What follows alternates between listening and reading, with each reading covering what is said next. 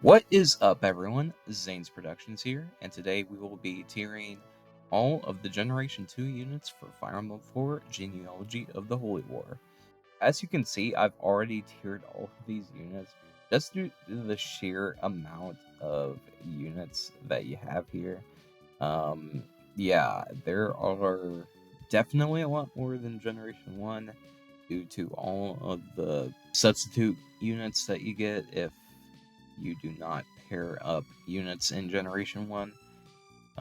So yeah, I will be going from S plus to D. I will be pretty much explaining like each unit's placement in their tiers. And yeah, without further ado, let's get right into it. So Seliph. Seliph is S plus tier. Seliph is the main lord of the game, similar to his father Sigurd, and while he does not start out mounted like his father does, he is essentially the unit that this game revolves around. He is the one that you typically want to give all of the strongest things to, because the more things that you give to Seliph, the quicker you get through this game, and the quicker you can seize castles, the quicker you can uh, get Seliph to his promotion, the quicker that you can kill things, really, because he just outpaces everyone at one point. And yeah, he does not start out as good as Sigurd, but he definitely gets there. He definitely actually probably gets stronger than Sigurd by the end of Generation 2. So, yeah, Seliph just carries the game. Uh, and yeah, that's about it for S plus tier. Alright, for S tier, you have Ares, Oifey, Laylea, Lene, Daisy, and Patty. And yeah, let's get right into this one. So starting with Ares, Ares is a cavalier that you get in the second chapter of Generation 2. And while he does come later than a lot of the units that you would get, he is so strong that he blows a lot of your other units out of the water. The only unit that he does not blow out of the water is, interestingly, Seliph. He comes with the sword Mistletoe. I believe it affects his speed, though I might not be correct. It might affect his skill. The amazing thing about Mistletoe, in my opinion, is the sheer strength of it and the fact that it raises his resistance. In Generation 2, you face a lot of mages, especially towards the end of the game. You're facing a lot of mages, and the resistance that Ares has with Mistletoe really helps out there. And not only that, but he can pretty much kill anything with Mistletoe, not just mages. Um, so, all of the wyverns that you have to face in Chapter 8 or Chapter 9, yeah, even though he's at a weapon disadvantage with him wielding swords and most of the wyverns wielding lances, he is actually really effective against them just by the sheer strength of Mistletoe. So yeah, he is definitely S tier. Um, Probably the second best unit in Generation 2. And yeah, let's get right on to Oifey. Oifey is a pre-promoted paladin that you get in the first chapter of Generation 2, and he starts out already able to kill things extremely easily, already able to just take care of anything that you need him to, and that does not really change as the game goes along. He does fall off a little bit compared to some other units, but it's not enough to really affect things too much. He is actually the namesake of an archetype that a lot of Fire Emblem players refer to. Um, the thing is, a lot of Fire Emblem players refer to like Oifeys as pre-promoted units that you get that actually have good growths. The thing about Oifey is he actually doesn't really have good growths. They're not that great, but his bases are what carry him, and his bases are amazing. Um, the fact that he can use pretty much any sword that he wants, pretty much any lance that he wants, makes him very useful. And he stays extremely useful all the way up to the very end. And yeah, Oifei is amazing. Yeah, not much else I can say about him. Oh, not to mention that he's mounted. Yeah, that's a plus. All right. Well, moving on to Layla, and I'll just talk about Lynn, like Layla and Lynn together. Um, Layla is better than Lynn only by the fact that she has the charm skill, which is not always going to be useful because Layla does often fall behind a lot of your other mounted units, and usually it's your mounted units that are doing combat, um, while everyone else kind of falls behind. But the fact that Layla has the skill is enough to make her better than Lynn, I would say. Lynn is still very good. They are both dancers. And similar to Sylvia in the previous generation, they can both dance for 4 adjacent units at a time, which is amazing. Not to mention that you get them earlier overall in this generation than you got Sylvia in Generation 1. And yeah, they are awesome. Definitely S tier units. And yeah, let's move on to Patty and Daisy.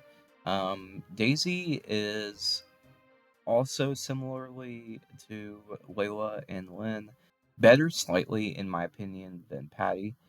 Um, and this is actually not due to her stats, not due to any skills at all. It's the fact that if you have Patty, you most likely have the other child units. You don't have the substitute units, most likely. And this is because Bridget is Patty's mother in Generation 1. And Bridget is probably one of the hardest units to get paired up with. For one, just because she comes in so late into the game, and also because she is not mounted, and so she falls behind, and it's hard to really like stay there with her unless you're slowing things down. So if you have Patty, you most likely already have all the other child units. And if that's the case, then you already have some really amazing units. You already have some really busted units that already have weapons that weapons staves that already are making them amazing. And in that case, Patty is not super useful, and Daisy actually is a lot more useful in that case because she is actually able to be effective in giving people gold, and she is actually useful for that.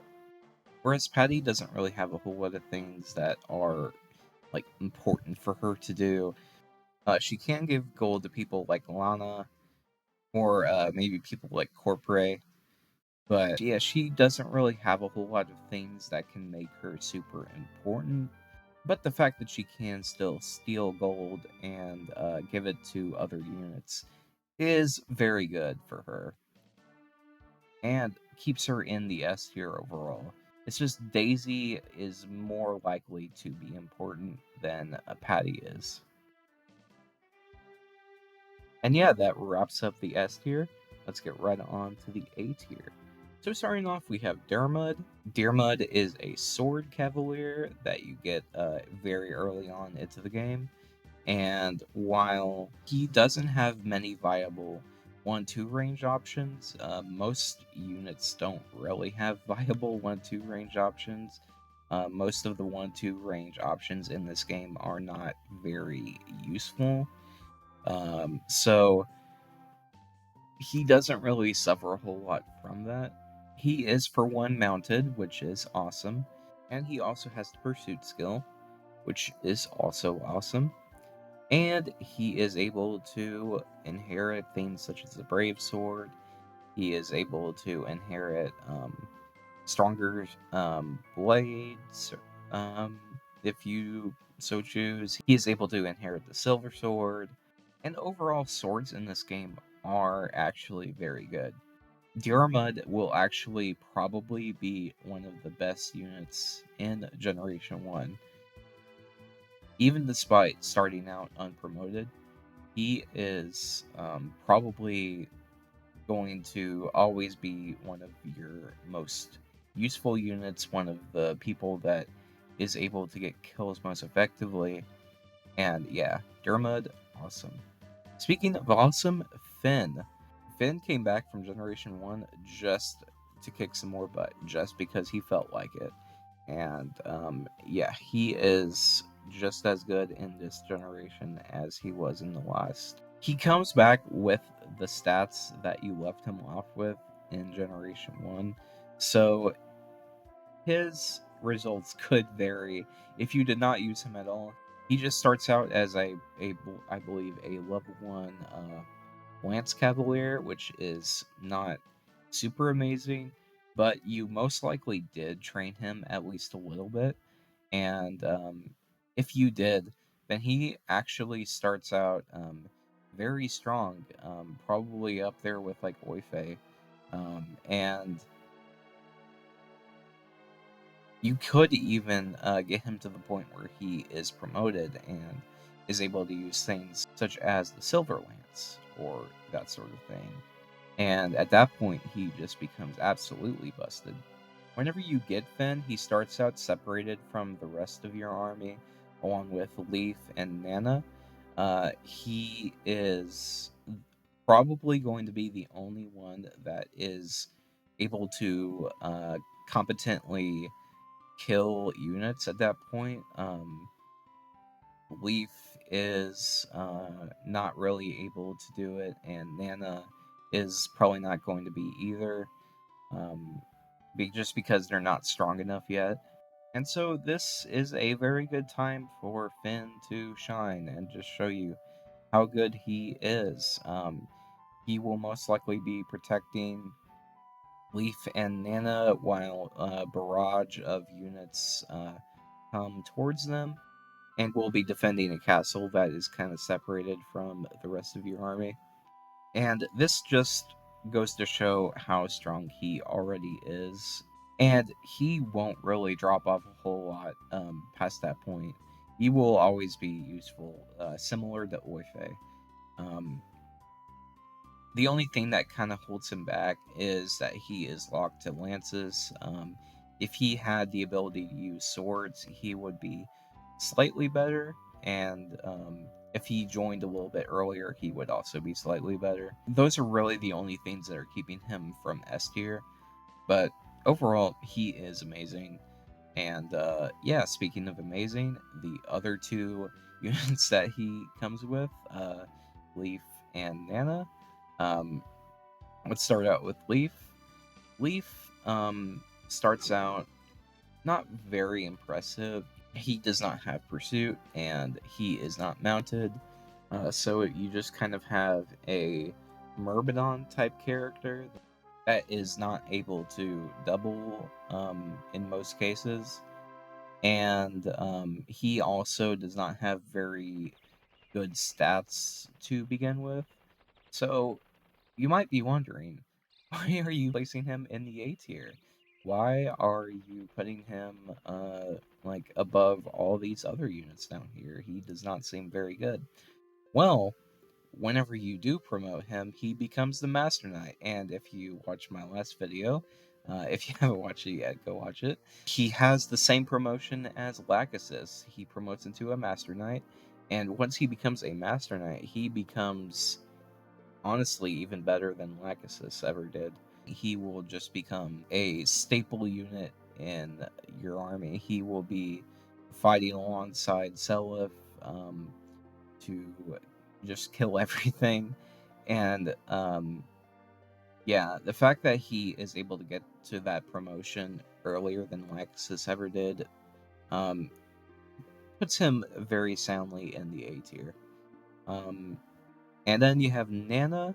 Nanna is a troubadour, and troubadours in this game are mounted healers, mounted staff users, and they can fight. And Nanna is actually not too shabby at fighting. Nanna, unless you gave her a father that uses magic or uses staves, is most likely going to actually be able to hold her own kind of effectively um, in combat. But where she really shines is the fact that she can use staves. This is very useful for the time, like as soon as you get her, whenever you are separated from the rest of the army and you have only Finn and only Leif to and her to hold back all of the enemies that are barraging you. She is the only one at that point that can heal.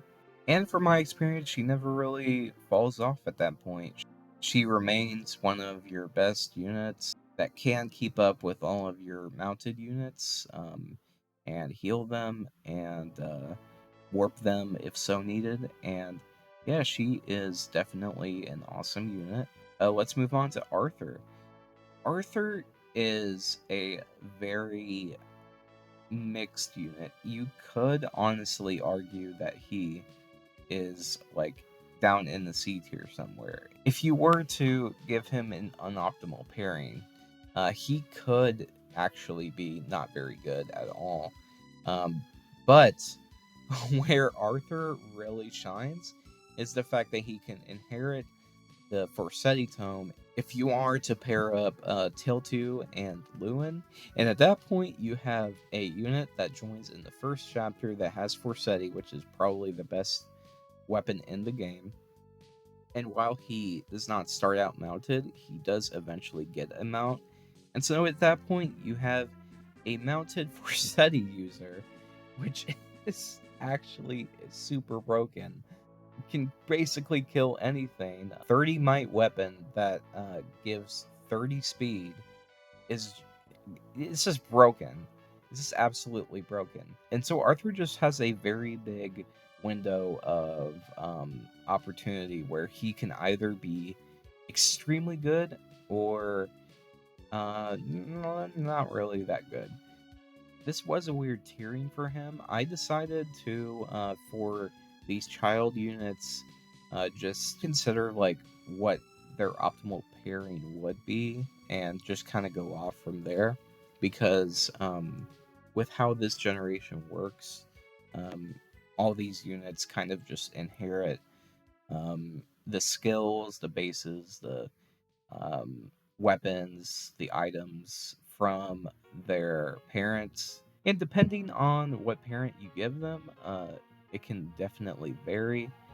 And so, yeah, I just decided to um, consider Arthur with his most optimal pairing, which would be Lewin.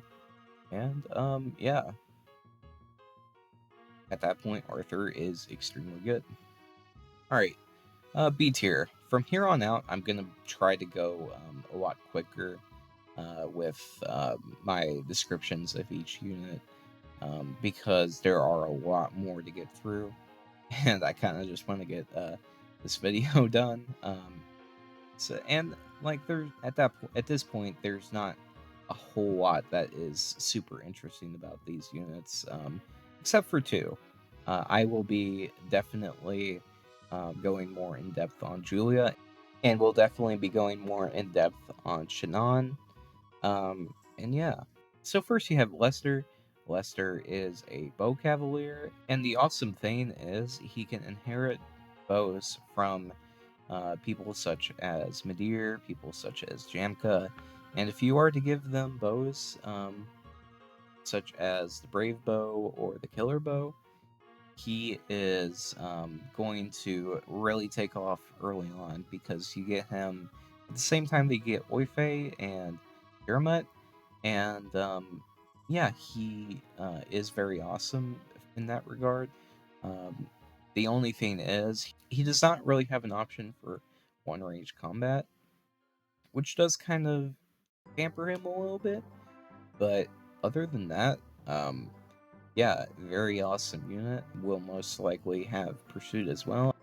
I will mention, though, that he could be very much shafted if you are to give him like a magic father or a father that uses staves. I think that if you are to give him Claude as a father, he just really never is able to do a whole lot. And just becomes really awful. This is at least what I've heard. So I really do want to kind of put this with a grain of salt that this is with his most optimal pairing, which would probably be Madeir. Fee. So Fee, while she is a Pegasus Knight in this game, and Pegasus Knights do kind of fall behind because they're not able to use road tiles, Fee is actually very useful for certain things. Um, for one, you get her in the first chapter, so she comes in very early on, and you already have things that you can use her for. There are villages that are very out of the way for your other units, and so you could have Fee go and get those villages quicker than anyone else can. She also is, I believe, fairly high resistance, so the mages that you face at the end of the game, she will be able to deal with pretty effectively unless they have like a wind tome. And also, she is able to pretty effectively make sure that the mages that are going after the bishop in chapter 10 that holds Seliph's turfing will be killed. So she is able to pretty much ensure that Seliph will be able to have enough resistance to withstand a lot of the enemies in the final chapter, and that is also very good for her. Yeah, and it doesn't really matter too much who her father is either, because she doesn't really care about fighting things a whole lot. She just she will be good no matter what. And yeah, Fee actually a good Pegasus Knight in this game. Julia, she is handed a mend from Lana, and so she gets that. And she is also able to get a tome in the first chapter of the game. Uh, it depends on what castle you take first, I believe, whether you get the Nosferatu tome or the Aura tome. But if she is able to get the Nosferatu tome, she has a very good tome on her hands that will really carry her throughout the rest of the game. And she also has the ability to heal. One thing that keeps her from really shining, though, is the fact that she leaves for pretty much a chapter and 3/4, similar to Deirdre, though Deirdre is gone for longer. But whenever you do get her back, she is able to obtain the Nagatome, which is the most effective way to beat the final boss of the game. And this is very good for her. She can heal, she can fight, she can defeat the final boss, and she is the most effective at defeating the final boss of the game. She definitely has enough moments where she shines that she is able to stay snugly in the B tier. And yeah, um, let's talk about Lana. Lana, while she cannot fight, is most likely going to have a lot of staves that her mother Ideen did. And with these staves, um, she will be immediately useful right off the bat. She will be able to use Physic, she will be able to use Warp, she will be able to use a lot of staves that will make her useful. With this, she will be able to reach her promotion a lot quicker than ID never did. And at that point, she can fight and she can get gold for herself. That is one thing that really does hurt her a little bit is that she does struggle for gold a little bit early on, but um, units like Daisy or Patty can help her out with that. Here you have Diimne. Diimne is a lot like um, Midir from Generation 1. He is not super strong, does not have super good bases, but he is a mounted unit, and he does get access to bows such as the Brave Bow or the Killer Bow eventually, and these are able to make him good. He is the substitute unit for Lester, and while Lester is going to be able to do a whole lot more with the bows that he does inherit, Dimna is able to get those bows eventually, and honestly, the fact that he has the pursuit skill already makes him useful enough to where he can do some decent damage. And yeah, he is actually one of the better substitute units in that way. Shannon is a sword master that you get in the second chapter of the game, and he is almost immediately able to obtain a sword called the Balmug. It allows Shannon to basically kill anything that he touches, other than some bosses. And yeah, Shannon is very strong with the spell mug. So you might be saying, oh, why is he in the B tier? Um, well, the fact that he does not have mount is his biggest weakness. This is a game where being mounted really does like make or break a character. And the fact that he does not have a mount means that he probably will not be able to contribute a whole lot. He will not really be able to catch up with units such as Ares, Oifey, Seliph, or Leif whenever they promote.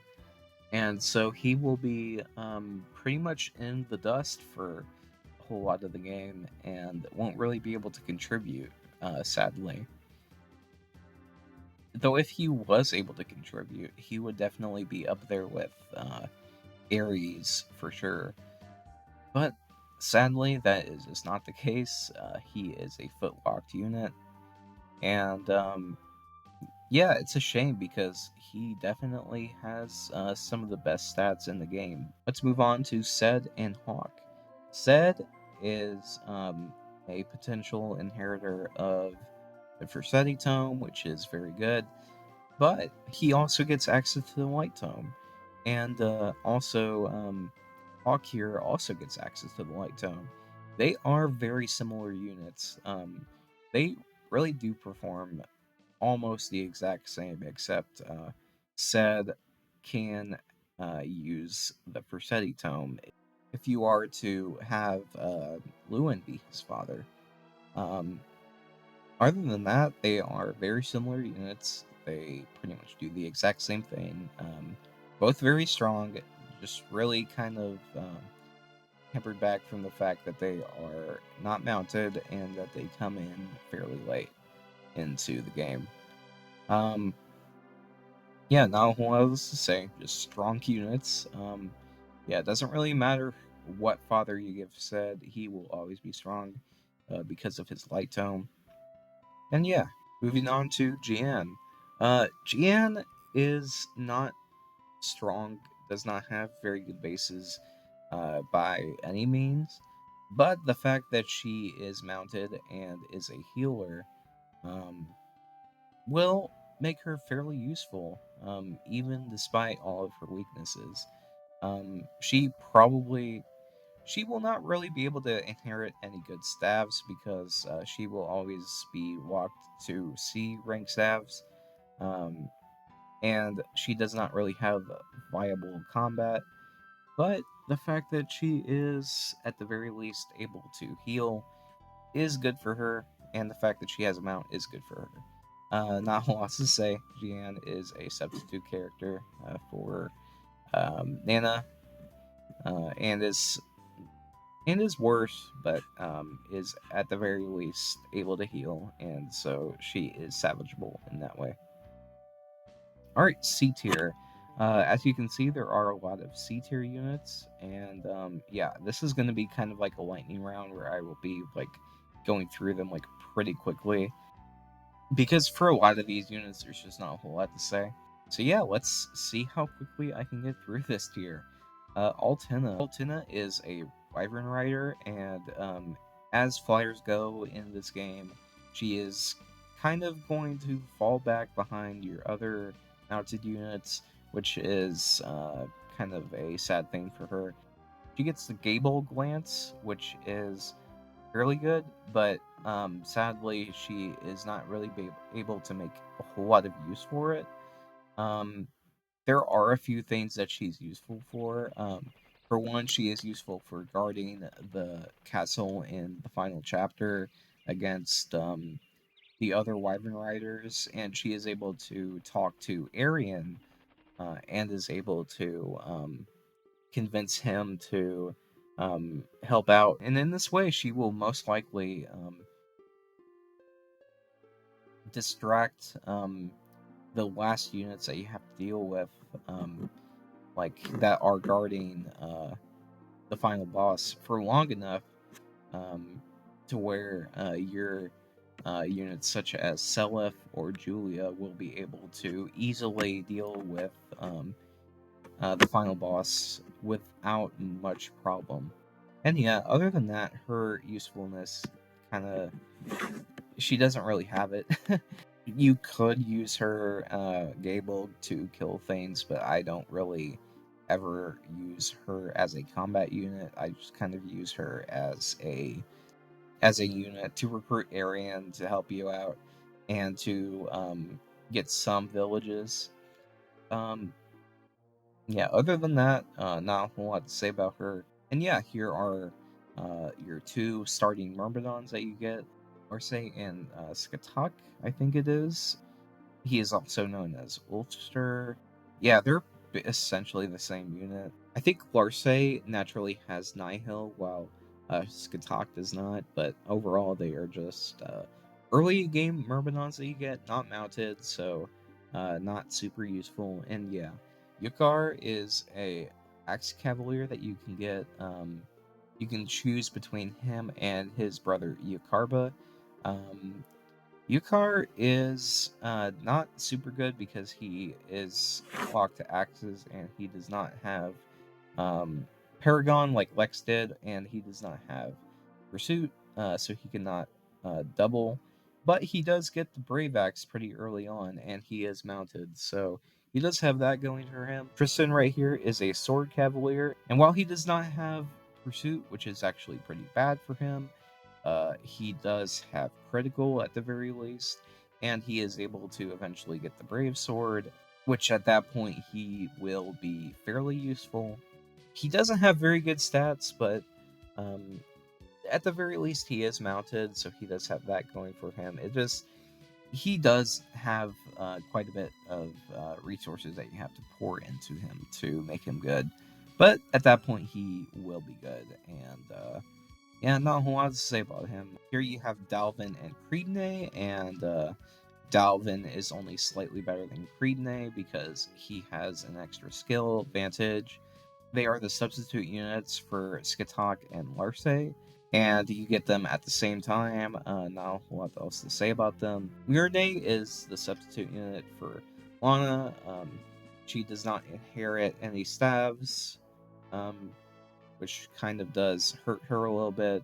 But she is able to, with the help of Daisy or Patty, get enough gold to buy herself some staves, which does make her fairly useful at that point. Just kind of a staff bot. Yeah, C tier. I will be talking about Coirpre and Charlot in the same go because Charlot is the substitute unit for Coirpre. Charlot is only slightly better than Coirpre because he has the Paragon skill, so he is able to get XP faster. He is pretty much just a late game staff bot. Same with Coirpre. They don't really have a whole lot going for them. They are just staff bots. Linda is the substitute unit for Tine, and while she is the substitute unit, she is actually quite a bit better than Tine is. She has the Paragon skill, which actually makes it so that she can reach her promotion and get levels quicker than Tine does. Other than that, she's not very good. She is not mounted, and she does not have very good stats. She joins underleveled, similar to how Teal 2 did in Generation 1. And yeah, Iucharba is the only axe fighter that you can get in this game at all, like Generation 1 or Generation 2. So that is one thing that is unique about him. But the fact that he does not have a mount does hurt him quite a bit.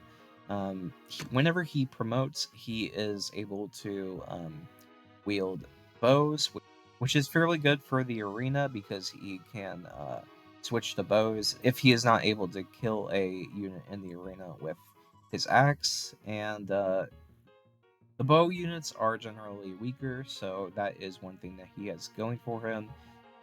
You also face a lot of Wyvern Riders, so that is also one thing that's good.